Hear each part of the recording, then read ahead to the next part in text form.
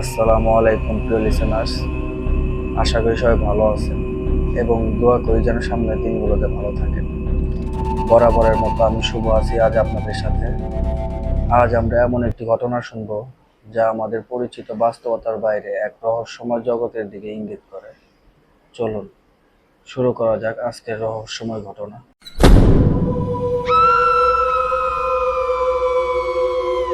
আমাদের আজকের ঘটনাটি পাঠিয়েছেন ফরিদপুর থেকে আমাদের একজন শ্রোতা, যার নাম সাজিদ আহমেদ। যেভাবে লেখা আছে আমি সেভাবে পড়ে শোনাচ্ছি। তিনি লিখেছেন, আসসালামু আলাইকুম, আশা করি সবাই ভালো আছেন। লেখায় কোনো ভুল ত্রুটি হলে ক্ষমার সুন্দর দৃষ্টিতে দেখবেন। আজ আমি আমার জীবনে ঘটে যাওয়া এক অদ্ভুত ঘটনা আপনাদের সাথে শেয়ার করছি।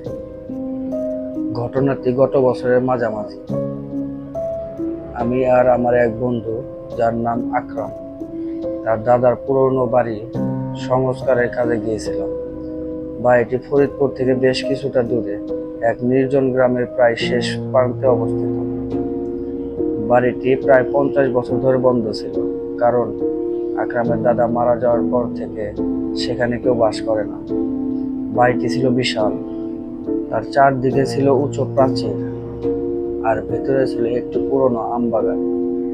আমবাগানের এক কোণে ছিল একটি ছোট্ট পুকুর, যার জল সব সময় ঘন কালো দেখাতো। আকরাম আর আমি সে বাড়িতে গিয়েছিলাম সংস্কারের কাজ দেখাশোনা করার জন্য। প্রথম কয়েকদিন সবকিছু স্বাভাবিকই ছিল, কিন্তু রাত নামলে অদ্ভুত নীরবতা যেন গোটা বাড়িকে গ্রাস করত। আমি লক্ষ্য করলাম, দিনের বেলায় বাড়িটি যত শান্ত আর স্বাভাবিক দেখাতো, রাত গভীর হলেই ততই তার রূপ বদলে যেত।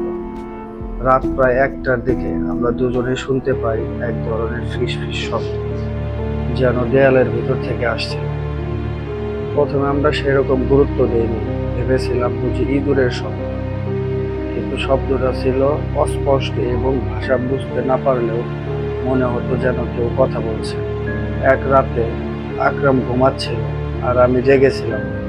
হঠাৎ আমি দেখতে পেলাম আমার শোবার ঘরের দরজার নিচ দিয়ে একটু অদ্ভুত হালকা আলো জ্বলছে আর নিচ্ছে। আমি মনে করলাম আকরামের কোনো বন্ধু হয়তো এসেছে, কিন্তু দরজার কাছে গিয়ে যা দেখলাম তাতে আমার সারা শরীর জমে গেল।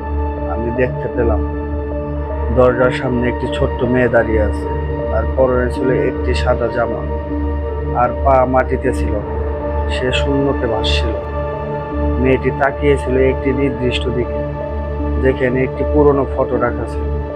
পরদিন সকালে আমি আকরামকে সব কথা বললাম, কিন্তু আকরাম আমার কথা হেসে উড়িয়ে দিল। সে বলল, সাজিদ, তুমি হয়তো খুবই ক্লান্ত, এসব তোমার মনের ভুল। কিন্তু আমি জানতাম এটা মনের ভুল নয়। সেই রাতের পর থেকে ঘটনাটি আরো জটিল হতে শুরু করলো। রাতের বেলা সেই মেয়েটি ফিস ফিস শব্দ এখন আরো জোরে শোনা যেত। কখনো কখনো আমাদের গায়ের উপর থেকে হালকা কিছু উড়ে যাওয়ার অনুভূতি হতো। সবচেয়ে ভয়ানক ঘটনা ছিল এক রাতে, যখন আমাদের ঘরের সিলিং থেকে একটি পুরনো ঝাড়বাতি খুলে মেঝেতে পড়ে যায়।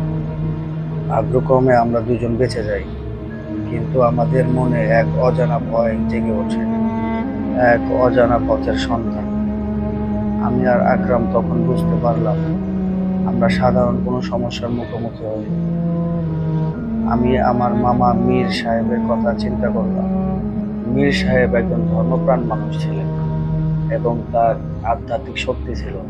তিনি সবসময় অদ্ভুত ধরনের ঘটনা সামাল দিতেন। আমি ফোন করে তাকে সবকিছু খুলে বললাম। মীর সাহেব মনোযোগ দিয়ে সব কথা শুনলেন এবং বললেন, তোমরা আমার কথা মন দিয়ে শোনো, এখনই ওই বাড়ি থেকে বেরিয়ে এসো, আমি তোমাদের সাথে দেখা করছি।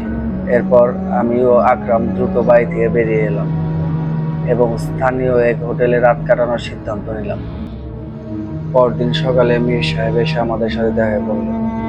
মীর সাহেব কোনো কিছু না বলেই প্রথমে আকরামের দিকে তাকালেন।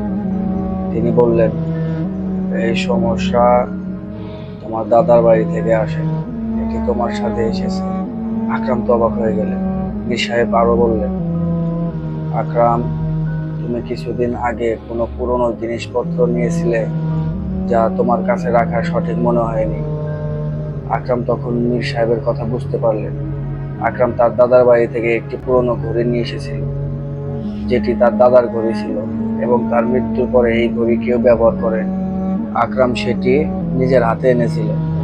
মীর সাহেব বললেন, সেই ঘড়িতে একটি আত্মা বন্দী ছিল এবং আত্মা এখন তোমার পেছনে লেগেছে। তিনি আরো জানালেন যে সেই আত্মাটি মুক্তি চায়।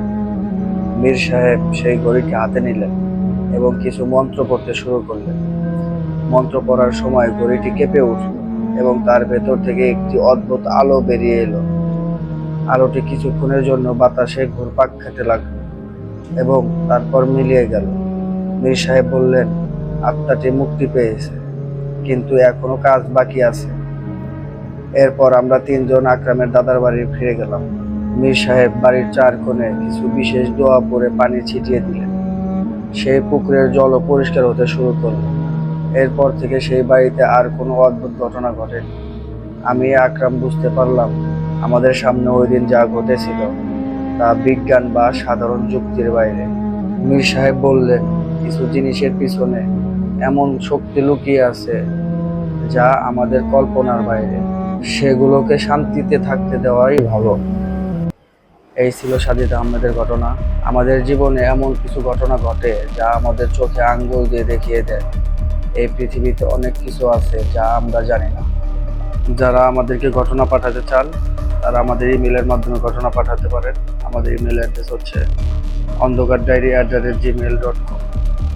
সবাই ভালো থাকবেন, সুস্থ থাকবেন, অন্ধকার ডায়েরির সাথে থাকবেন। ধন্যবাদ।